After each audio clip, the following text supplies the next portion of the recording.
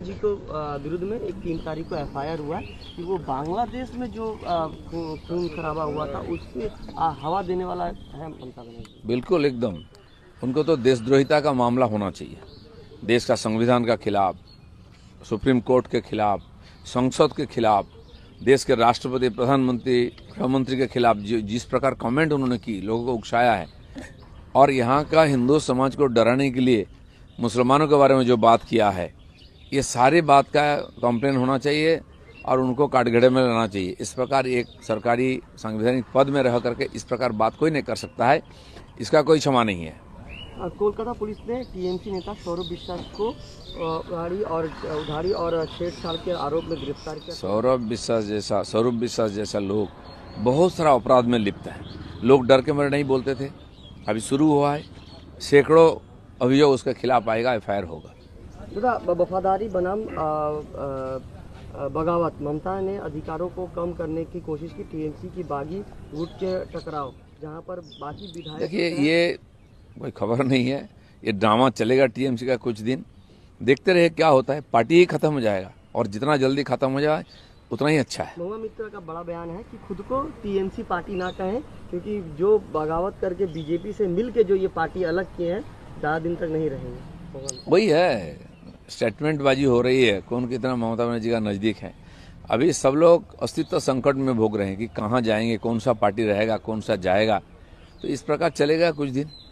शारीरिक रूप से टीएमसी पर मानसिक रूप से टीएमसी में नहीं है, ये सुखेंदु शेखर राय जो सांसद है टीएमसी के, वो कह रहे हैं कि और भी कई सांसद है जो कि। सुखेंदु बाबू ने एक बार पार्टी का नीति का खिलाफ बोला था, मुंह खुला था और दिल की बात की थी, उसके लिए उनको भुगतना पड़ा, सस्पेंड होना पड़ा। कम से कम उन्होंने तो हिम्मत की थी, बाकी लोग तो किया नहीं। अभी जो क्रांति कर रहे हैं, पहले क्यों नहीं मुंह खोला है? सारी सुविधा वहां से मिला, जितना इलीगल और अनैतिक सुविधा सब लिए इन लोगों ने।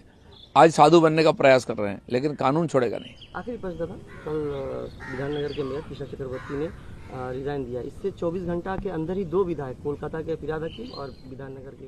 नहीं, अभी एक रिजाइन का ड्रामा चलेगा कुछ दिन। कोई रिजाइन दे दिया, कोई बोलता रिजाइन गृहित स्वीकृत नहीं हुआ है। ये मामला उनका है, क्या होता है देखते हैं। लेकिन इन सबको जाना है, मुझे लगता है समय से पहले जाना है, जितना जल्दी साफ हो जाए, चुनाव करके अच्छा नया बोर्ड होकर काम शुरू करें। उनको तो देशद्रोहिता का मामला होना चाहिए। ये ड्रामा चलेगा टीएमसी का कुछ दिन, देखते रहे क्या होता है। पार्टी ही खत्म हो जाएगा और जितना जल्दी खत्म हो जाए उतना ही अच्छा है। ममता बनर्जी को विरुद्ध में एक 3 तारीख को एफआईआर हुआ है कि वो बांग्लादेश में जो खून खराबा हुआ था उससे हवा देने वाला है ममता बनर्जी। बिल्कुल एकदम उनको तो देशद्रोहिता का मामला होना चाहिए।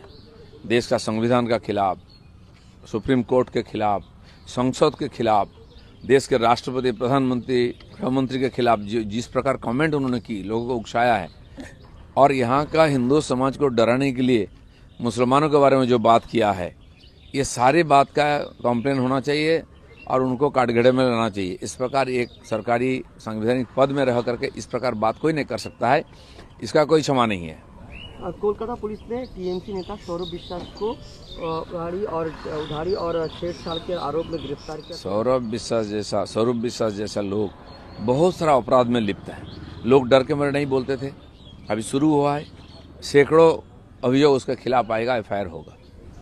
वफादारी बनाम बगावत, ममता ने अधिकारों को कम करने की कोशिश की। टीएमसी की बागी गुट के टकराव, जहां पर बाकी विधायक। देखिए, ये कोई खबर नहीं है, ये ड्रामा चलेगा टीएमसी का कुछ दिन, देखते रहे क्या होता है। पार्टी ही खत्म हो जाएगा और जितना जल्दी खत्म हो जाए उतना ही अच्छा है। महुआ मित्र का बड़ा बयान है कि खुद को टीएमसी पार्टी ना कहें, क्योंकि जो बगावत करके बीजेपी से मिल के जो ये पार्टी अलग किए हैं, ज़्यादा दिन तक नहीं रहेंगे।